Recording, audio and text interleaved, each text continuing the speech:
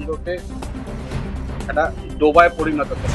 আমাদের যা বেহাল অবস্থা, 2-3 বছর ধরে পঞ্চায়েতকে বলে বলে আমরা ফেড আপ, আমরা খুব এতে আছি, কিন্তু কাকে বলবো, কিভাবে কি হবে আমরা কিছু বুঝতে পারছি না। সরকার যে টাকা পাঠাচ্ছে সেই টাকা কাটমানি ভাইপো তার বিদেশের ব্যাংক অ্যাকাউন্টে।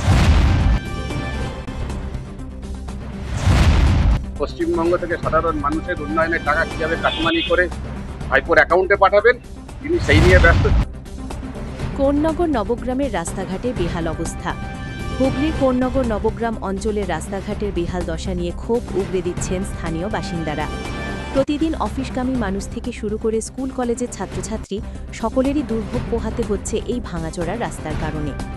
স্থানীয়দের অভিযোগ, বহু বছর ধরে প্রশাসনের কাছে অভিযোগ জানানো হলেও কোনো স্থায়ী সমাধান মেলেনি। রাস্তায় বড় বড় গর্ত, কোথাও আবার নিকাশি জলের সমস্যায় কাদা জমে দুর্গন্ধ ছড়াচ্ছে। বর্ষার দিনে তো অবস্থা আরও শোচনীয়, কোথায় রাস্তা শেষ আর কোথায় নর্দমা শুরু বোঝা যায় না। অটো চালক ও বাইক চালকদের মতে প্রতিদিন দুর্ঘটনার আশঙ্কা নিয়ে এই রাস্তা দিয়ে চলাচল।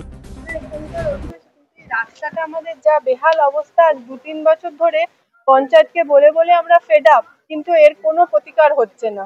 দিনের পর দিন ধরে আগে আগে পিচের রাস্তা ছিল, এখন সেটা মাটির রাস্তায় পরিণত হয়েছে। বর্ষা হলে তো জল ঢুকে যাচ্ছে, ড্রেন পরিষ্কারের কোনো ব্যাপার নেই, একদম বাজে অবস্থা। আমরা খুব এতে আছি, কিন্তু কাকে বলবো, কিভাবে কি হবে আমরা কিছু বুঝতে পারছি না। অনেক ঝামেলা হয়েছে পুজোর আগে, কিন্তু কোনোতেই কোনো কিছু প্রতিকার হয়নি।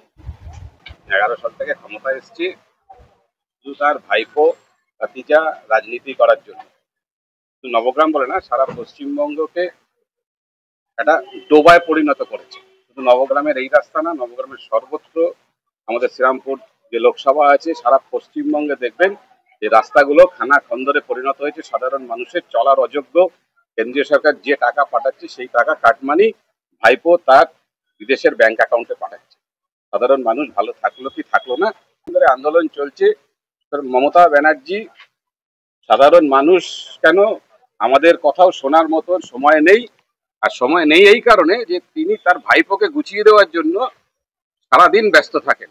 তার গদিকে কিভাবে পাইয়ে দেবেন, তার পশ্চিমবঙ্গ থেকে সাধারণ মানুষের উন্নয়নের টাকা কিভাবে কাটমানি করে ভাইপোর অ্যাকাউন্টে পাঠাবেন তিনি সেই নিয়ে ব্যস্ত। সুতরাং সাধারণ মানুষ ভালো আছে কি মন্দ আছে ওনার দেখার সময় নেই।